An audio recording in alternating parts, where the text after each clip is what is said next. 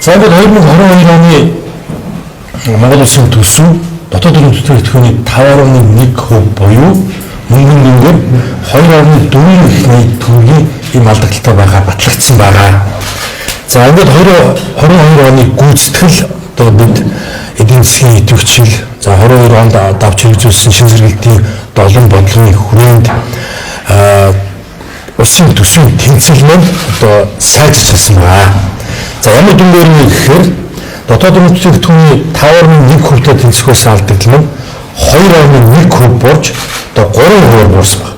За энэ бол одоо мөнгөн дүнгээр үндсэндээ 1.4 их найд төгрөгийн одоо тэнцлийн ийм сайжирсан давж орсон орлого болон хянасан ийм дүнгээр одоо тэнцлийн сайжирч гарлаа.